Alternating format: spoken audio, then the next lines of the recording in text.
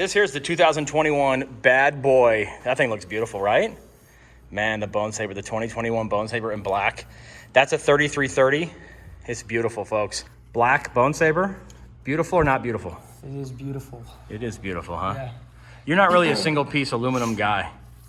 No. You like that handle though? I honestly do not prefer it. I like the other ones, yeah. How could that be the case? It's good. It's perfect. But You seriously don't prefer it. No, But do you hate it, or you just don't? I just would rather have the. You'd like rather I have don't like the. Really? Yeah. That's because you got little boy hands. Yeah. I don't know. I like that a lot. I like the more flat. I don't like the. Okay, that's fair. That's fair. You can do the Hawk 2 then. You can do the Hawk 2 if you want to stay. Yeah, that's what you need. You need to choke up like old school. Get a 34 and just choke up like that. That would look cool, actually. Okay, but in terms of actual feel, hit, what say you? I like it a lot, actually. When I hit it off the end, it's like, it hurts, but I mean, if you don't hit it off the end, then you're going to be fine. As good as any aluminum out there, maybe even better. Because of the handle. Yeah, maybe. I don't know. Anyways, beautiful bat. Hits it hard. Good exit speeds. They do say speed loaded on here, but definitely this is definitely not a velo, you know. It's not a solo, but it's also not heavy like the Hawk 2, for example, right? It's not actually that heavy of a bat. But don't get it expecting it swings as light as like a solo bat, right? Right? Yeah. Who's this bat for? Who's the ideal hitter? I could see it going all over the lineup. I think the one hitter and the four hitter could both swing this bat, honestly. The skinny kid, I would say probably maybe not. It's a little. Okay. I would say it feels on the heavier end. It probably isn't. Could you see a freshman hitting it, or more like a senior, or more like a middle classman? Probably senior. I wouldn't say. I don't think freshman. I think freshmen would probably use the two piece, you know. Yeah. Composite, because they like that feel. Rapsodo going. The green light means it's ready to read. That's reading directly here to this iPad, right through, so there's a Wi-Fi connection going on here. Then we have HitTrax going on up here, and this is the HitTrax, right? So HitTrax is using these two cameras to do some analysis, and then it projects it up on this big screen, and, well, actually, it actually puts it over here on this computer, which then actually goes up through this wire that's over here, and then puts it onto this big screen. That's how that works. So we're gonna get a hit right here. We're gonna look here, and then we're gonna look here. This guy's thinking about it. That's 78.9 up there, 80.2. We have 83.1 on HitTrax up there, and then 85.1 on Rapsodo. It's thinking about it. 81.7, 81. Launch angle. This one says 4. This one says 3. Yeah, elevate one, and let's see how that works. HitTrax is 77.9. Oof. About 2 off, right? 80.5 up there. 81.2. Launch angle of 5 and a launch angle of 3. 78.3. 77.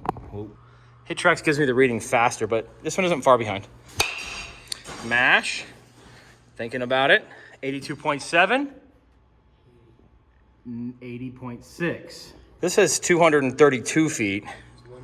That says 198. I mean, is that it actually measures the spin, or at least attempts to, and the spin rate also helps determine the ball flight, so you can sort of see this ball flight. $4,000 plus. If you go to like one of their shows, you might be able to get it for cheaper than that. HitTrax is like $20,000+. Thinking about it, 82.8, 81.1. Launch angle of 12, launch angle of 14. Did that feel like 288 for you? 100%. That felt just like 220. I know, but did that feel like off the tee 288 feet? No. Not even close? No, not even close. You feel like it was more like 228? I thought it was like probably 250 maybe. Yeah. It's closer, definitely closer to that one. You think it's closer to the HitTrax one? At least that one was. Yeah. Okay, that one says 81.4. This one says 84.1. Seems like Rapsodo is consistently about 2 miles an hour faster. So this is how Rapsodo works, right? That's the image of the camera that Rapsodo is using. It doesn't really track it very far. Whereas HitTrax, you can see these cameras, these cameras are actually like right here. And so the ball really isn't picked up until right here. We're gonna take this high-speed camera and we're gonna get the speed of a real hit off of this thing and then compare that number to our Rapsodo and to our HitTrax. We're set at 4,532 frames a second. I like it. We got 82.3 on Rapsodo, 80.2 on HitTrax. What you do is you calibrate it to 3 inches because that's the diameter of a baseball. You can forward it till the ball starts to move and you mark a spot. Here it's just a tracker. And then you go so many frames, and we know that this is like 4,532 frames per second, which is smoking fast. And we drive it all the way down here, and we get, you know, down here to where we can get another reading right on that same spot of the ball. We then find out that from that point that we made all the way to this new point, that the ball went 28.95 inches in 0.2 seconds. Now remember, this is directly off the tee where the Rapsodo is recording. If I were to grab 28.95 inches in 0.02 seconds to be 82.2443182 miles an hour, which, if you remember, that's really close to what the Rapsodo said. I am personally just in love with this handle. I think this is just a fantastic look and feel. 85.5 and 85. 83.8. This one waits a second. 85.1. You'll see pitch speed is at 53. That one says pitch speed was 49.9. This one says it was 53. And then 81 and 81.2. That's pretty close. That's maybe the closest one we've seen. 81.2, 80.4. 50.3 and 52. Pitch speed 50. Notice as well how fast HitTrax is, right? HitTrax is like immediate, which is kind of fun. You know, it shows the ball here. Second base, 96 feet. Second base, 122 feet. Anyways, that's sort of fun to think about. Those 56 up there, pitch speed 51. 51. So the Rapsodo definitely says things are faster than the HitTrax, even on the pitch speed, because it's saying the pitch speed here was 53 up there. Not sure if you can see it, but it says pitch speed up there was 50 on that. I think the other kid that's gonna like it is just a kid who likes cool stuff. Yeah. Who wants to feel like he's got a really cool bat that nobody else has, right? Yeah. This isn't going to be the meta. It's not going to be the goods. People love that stuff. And everybody and their brother's going to have the goods and say it's got pop. And you'd be like, shut your mouth. No, it doesn't. The kid's got pop. The bat's just a bat, right? Mm-hmm. I mean, to some extent. But that, yeah. Do you agree with that? Yeah, definitely. Would you disagree with it if you did? Would you say you did? No. You would not disagree with me? I think it's in the kid. As much as the 2 miles an hour exit velocity changes everything. The bat is, I feel like it's all the kid. Yeah, and look at this end cap, guys. This is not a... We thought it was a composite end cap. That's just actually the design on that. That's just aluminum all the way to the end. That's not like the V-load. Maybe one day, I don't think they should necessarily. That just helps lower the swing weight if they ever really want to make it really light, but it doesn't have, that's just a different look, kind of a glossy look here versus this sort of matte finish. But here's crazy fact for you. Did you know that the same guy who designs the Warstic stuff also works with Nakona gloves? You know Nakona? Yeah. And designs the Nakona stuff? I did not know that. Now you do. The guy who runs it, he's got some of the coolest design stuff we've ever seen. We love his style of design stuff, but I think it just looks fantastic. I don't know why I get such a kick out of the look of that bat, but I think it's an absolute win. So, all right, folks, there you go. There's our rundown of the Warstic Bone Saber, the Rapsodo versus the HitTrax. We did it all in this video. We did it all.